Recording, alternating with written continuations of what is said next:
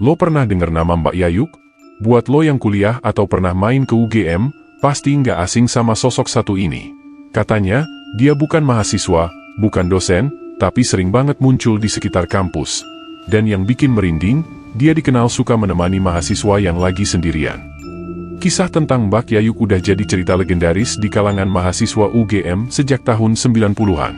Konon, dia dulu adalah mahasiswi Fakultas Ilmu Budaya, tapi meninggal tragis gara-gara stres, tekanan akademik, dan cinta yang dikhianati.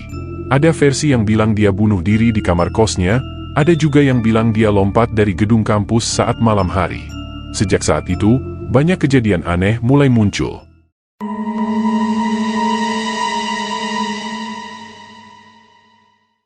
Cerita paling sering terdengar itu dari mahasiswa yang belajar lembur di kampus malam-malam. Bayangin, lo lagi ngerjain tugas di ruang kelas atau perpustakaan lantai atas, tiba-tiba ada suara cewek ketawa pelan.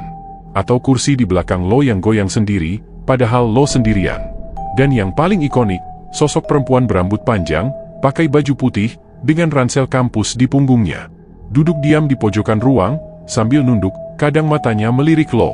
Katanya sih, kalau lo ajak ngobrol, dia bakal jawab.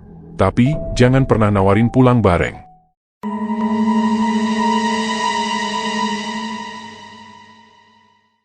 Salah satu cerita paling terkenal datang dari mahasiswa tingkat akhir yang lagi skripsi. Sebut aja namanya Dani. Suatu malam, Dani lembur sendirian di ruang kelas lantai 3. Sekitar jam 1 malam, dia dengar langkah kaki di koridor. Dia kira itu satpam. Tapi pas dilihat, malah ada cewek berdiri diam, nunduk, rambutnya nutupin wajah. Dia manggil, "Mbak," tapi nggak ada jawaban. Cewek itu malah jalan masuk ke kelas dan duduk di bangku paling pojok. Dani mulai ngerasa nggak enak. Dia beberes barang, siap pulang. Tapi pas ngelirik ke pojokan, bangkunya kosong. Padahal cuma 10 detik yang lalu, dia lihat cewek itu duduk. Pas dia buru-buru keluar, di tangga lantai 2, dia ngelihat sosok yang sama, senyum, dan bilang, "Kok buru-buru, Mas? Kan belum selesai."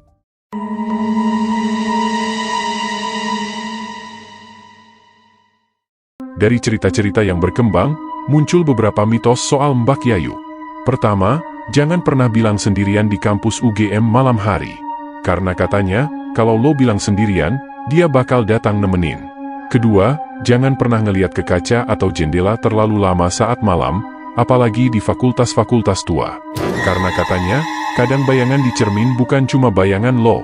Dan yang ketiga, kalau lo naik motor pulang malam lewat Boulevard UGM, jalan yang panjang itu, dan lo ngerasa motor lo berat, jangan nengok ke spion. Bisa jadi, lo boncengin dia.